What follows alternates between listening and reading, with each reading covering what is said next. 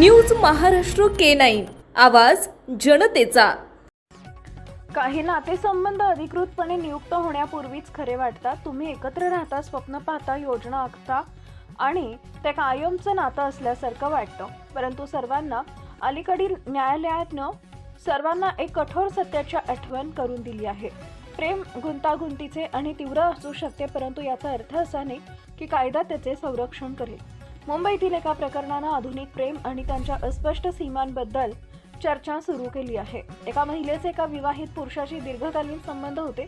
तिच्यासाठी ते फक्त क्षणभंगूर नातं नव्हतं, तर काही काळ एकत्र राहिले, एकत्र पैसे खर्च केले, दोन्ही नावांनी वस्तू खरेदी केल्या आणि IVF देखील केले।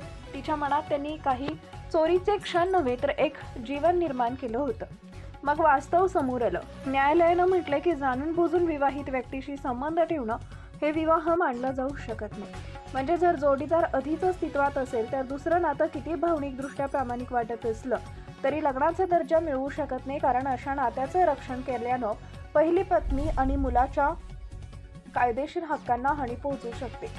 महिलेनं म्हटलं की तिला चांगल्या भविष्याचं आश्वासन देण्यात आले होते, तिला घटस्फोट घेण्यास सांगण्यात आलं होतं आणि तिला असं भासवलं की ते पती-पत्नी आहेत। यातील बहुतेक दावा पुरुषानं नाकारलेत। असा दावा केलाय की ते जोडपे कधीही एकत्र राहिले नव्हते आणि जास्तीत जास्त ते एक अवैध संबंध होतं। वर्षानुवर्ष वादविवादानंतर न्यायालयानं अखेर असा निर्णय दिला की त्यांच्या नात्याला लग्नाची कायदेशीर मान्यता नाही।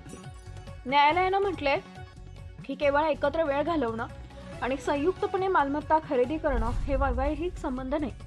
न्यायालयानं महिलेची याचिका फेटाळून लावली आणि हा निर्णय दिला। व्यवसायानं अभियंता असलेल्या महिलेनं दावा केलाय की तिचे एका विवाहित प्राध्यापकाशी संबंध होतो, ज्यानं तिला लैंगिक संबंध करण्यास भाग पाडले। प्राध्यापक विवाहित असूनही तिनं त्याच्याशी लग्न केलं होतं। महिलेच्या म्हणण्यानुसार प्राध्यापकानं त्यांच्या पत्नीला मानसिक रुग्ण दाखवून तिची सहानुभूती मिळवली होती। महाराष्ट्रातील महत्त्वाच्या आणि ताज्या बातम्या पाहण्यासाठी आमच्या न्यूज महाराष्ट्र K9 चॅनलला YouTube वर सबस्क्राइब करा आणि बेल आयकॉन प्रेस करा।